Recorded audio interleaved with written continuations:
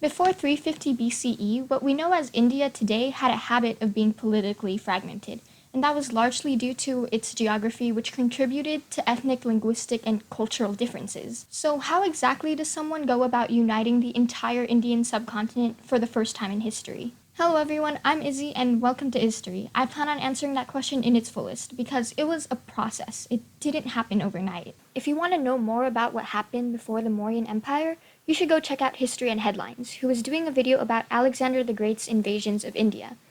Our videos about India are part of a wider YouTube collab called Discovery of India.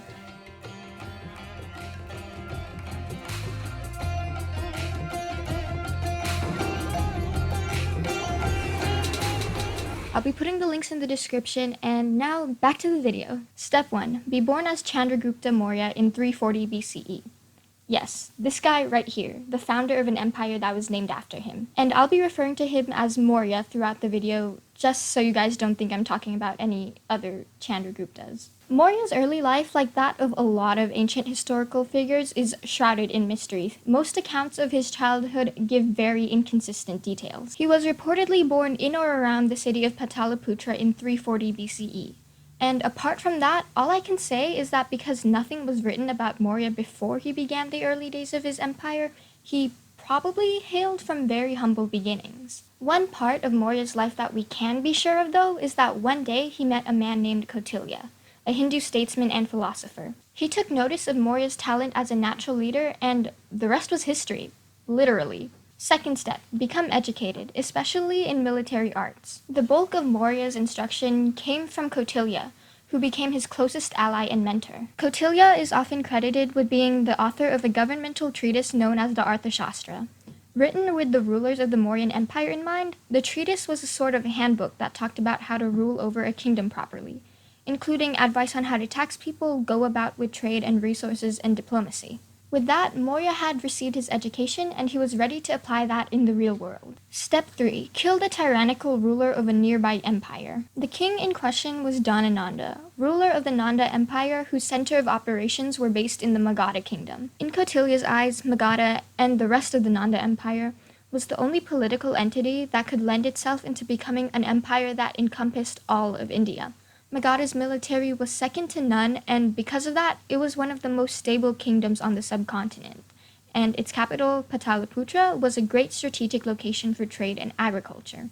Kautilya is sometimes credited as the one who ultimately decided to dispose of Dhanananda because he believed that his dear student, Maurya, was a lot better suited as an empire's ruler. On the other hand, tradition tells us that Kautilya's decision had nothing to do with that. Other texts, like this Jain one for example, say it was a lot more personal. According to these sources, Dhanananda insulted Kautilya, and Kautilya was so offended to the point where he said, yeah, I'm taking him and his empire down. Kinda petty if you ask me. Either way, Nanda went to war with Maurya, and although the details of the battle are not known, we do know that whatever happened, Dhanananda died, leaving the throne of the Nanda Empire empty. Step 4. Ascend the throne by being more likable than the previous ruler. In both accounts of Dhanananda's downfall, Kautilya did not like the guy at all. And he was not the only one. Historical accounts state that the entirety of the Nanda dynasty was unpopular, but even more so with its last ruler. I think it's safe to say that no one was a fan of Dhanananda. So in 321 BCE, Chandragupta Maurya ascended the throne pretty easily and gained all the territory that was previously the Nanda Empire. Step 5. Expand the already acquired territory into an even larger empire. The common theme among rulers is that they're never quite satisfied with any amount of land, and Maurya was no exception. So he continued to expand the Nanda Empire, now the Mauryan Empire, farther northwest until he ran into the Seleucid Empire, which was under the reign of Selukus I Nicator, Alexander the Great's provincial governor for eastern territories. As per Maurya's aggressive expansion policy, in 301 BCE he went to war with the Seleucid Empire in hopes of gaining that territory. The result, Seleucid defeat and a treaty signed in which he had to give up not only a good chunk of territory, but also money and his daughter's hand in marriage to Maurya. But, to soften the blow and keep a healthy relationship with his new neighbor of an empire, Maurya gave Seleucus 500 war elephants in return. With that, Maurya continued to expand some more. Under his rule, the empire essentially covered the upper half of the Indian continent, branching out to the east and west a bit too. To get to that point, he stayed true to the teachings of Kautilya and the Arthashastra, and later rulers would extend this territory until the empire encompassed the whole Indian subcontinent, with the exception of the southern tip. Now that the Mauryan Empire had been unified in a geographic sense, the next step was to unify the people, because oh boy were they anything but.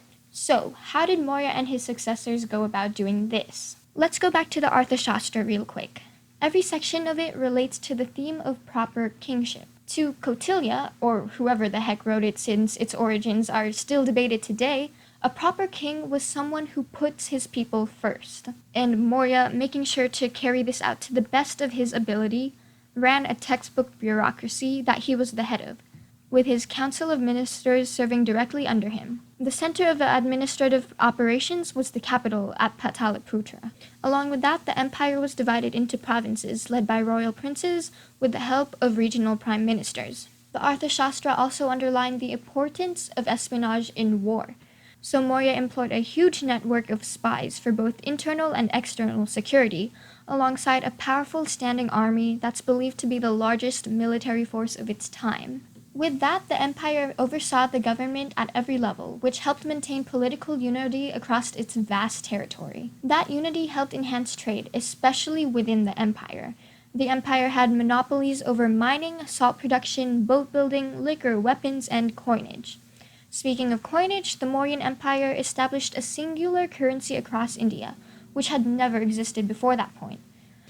Many public works were funded, like roads and irrigation networks, in order to help out farmers, as agriculture was vital to the economy, and also to just help improve transportation for goods and people, bringing the previously fractured regions of India under the banner of the Mauryan Empire.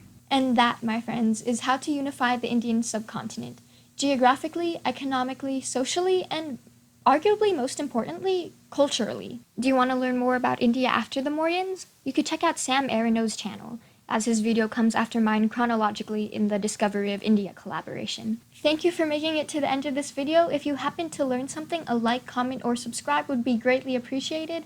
And remember, you can't spell history without history!